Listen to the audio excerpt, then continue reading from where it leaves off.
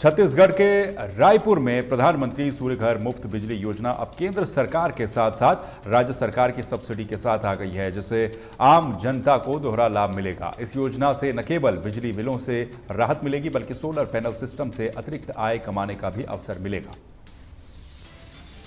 मुफ्त बिजली योजना है जिसमें हम लोग घरों के लिए भारत सरकार से भी सब्सिडी है। 2 किलोवाट में 60,000 और प्रदेश से भी हम लोग 2 किलोवाट के लिए 30,000 सब्सिडी दे रहे हैं और इस तरह से 90,000 की सब्सिडी होगी और लागत कुल 1,08,000 है। थोड़ा बहुत वो भी हम लोग प्रयास कर रहे हैं कि बैंक से उनको मिल जाए और कुछ दिनों के बाद मुफ्त में बिजली लोगों को मिलने लगेगी। तो इस तरफ हम लोग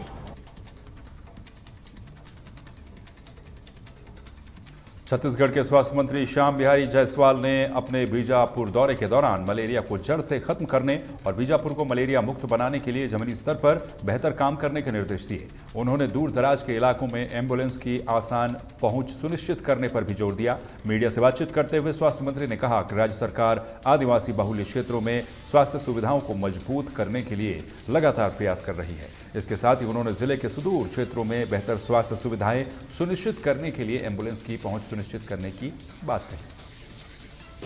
हमारी सरकार जब से आई है और माननीय मुख्यमंत्री जी की मंशा है कि हमारे उन दूरस्थ क्षेत्रों में भी हम गुणवत्ता युक्त जो है चिकित्सा दे सकें, जहां तक हम सब लोग पहुंच भी नहीं पाते। तो ऐसे रिमोट एरियाज में भी सरकार चाहती है कि स्वास्थ्य की सुविधाएं मिले और इसको दृष्टिगत देखते हुए हमने जो हमारी सरकार पहले जो बाइक एम्बुलेंस चलती थी उसको भी चालू करने वाले हैं और साथ ही साथ जो दूरस्थ अंचल के गांव हैं वहां एक आरोग्य गुड़ी का भी कंसेप्ट हम अभी उसको विचार कर रहे हैं।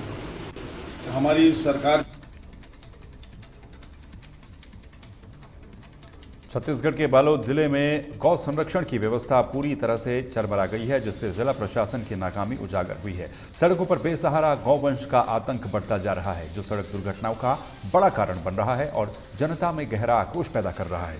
जिले में गौशालाएं केवल नाम मात्र की हैं, जहां न तो चारे की उचित व्यवस्था है और न ही पशुओं के लिए पर्याप्त आश्रय है। प्रशासन ने गौवंश को नियंत्रित करने के लिए कड़े नियम लागू करने का दावा किया है, लेकिन धरातल पर कोई बदलाव नहीं दिख रहा। किसानों की शिकायत है कि ये आवारा गौवंश उनकी फसलों को लगातार तबाह कर रहे हैं। गौ संरक्षण के लिए आवंटित धनराशि का उपयोग भी सही दिशा में नहीं हो रहा है, जिससे जनता में अविश्वास बढ़ता जा रहा है। सड़कों पर गौवंश की बढ़ती मौजूदगी से यातायात और आपात सेवाएं भी बुरी तरह से बाधित हो रही हैं।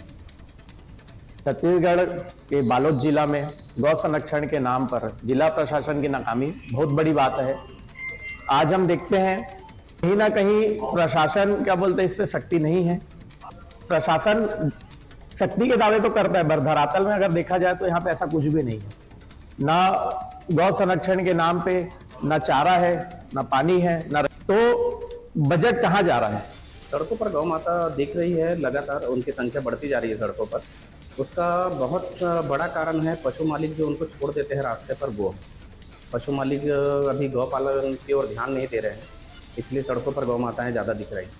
शासन को आवेदन दिया गया है कि एक जगह गौ माताओं को इकट्ठा किया जाए, उनकी सेवा के लिए किसी तरह से हमें जो राशि जो है वो भुगतान कराई जाए, जिनसे उनका पालन पोषण किया जा सके।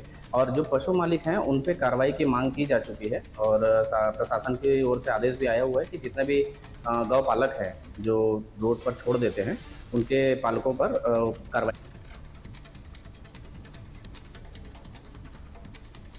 उमरिया में राजस्व अधिकारी संघ कार्यपालिका मजिस्ट्रेट ने प्रदेश सरकार की नीतियों के खिलाफ खरपतवार उखाड़कर अनिश्चितकालीन हड़ताल शुरू कर दी है। उन्होंने अपने डिजिटल सिग्नेचर पर विरोध जताया है। ये विरोध कार्यपालिका और न्यायिक तहसीलदारों के कार्यों के विभाजन के नए प्रयोग के खिलाफ है, जिससे उनका मानना है कि काम का बोझ बढ़ेगा और आम जनता को परेशानी होगी।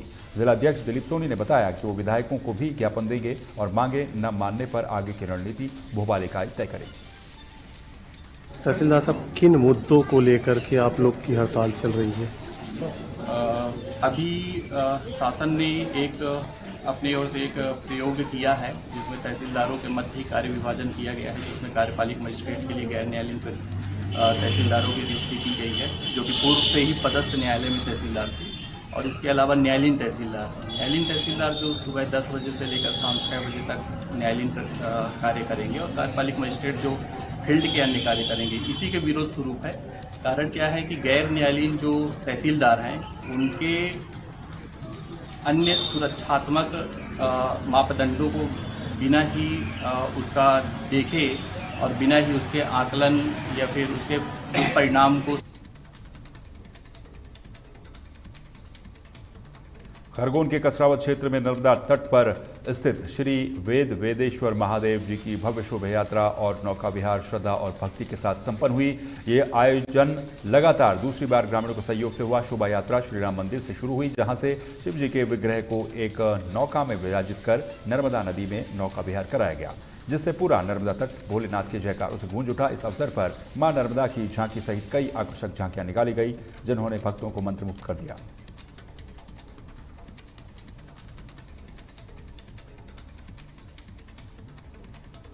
गुना जिले के आरोन में तैनात एक पुलिस इंस्पेक्टर का रील बनाना सुर्खियां बटोर रहा है। इस वायरल वीडियो में इंस्पेक्टर अपने कुछ जवानों के साथ पुलिस वर्दी में कमर पर पिस्टल लगाए दिख रहा है। ये रील डीजीपी के उन सख्त निर्देशों की अवहेलना मानी जा रही है जिनमें पुलिस वर्दी में ऐसे वीडियो बनाने पर रोक लगाई गई है।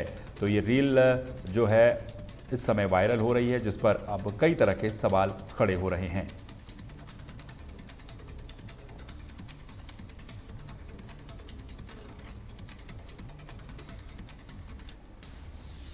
मध्य प्रदेश और छत्तीसगढ़ की खबरों में फिलहाल के लिए बस इतना ही। बाकी खबरों के लिए आप बने रहिए तहलका डिजिटल के साथ। नमस्कार।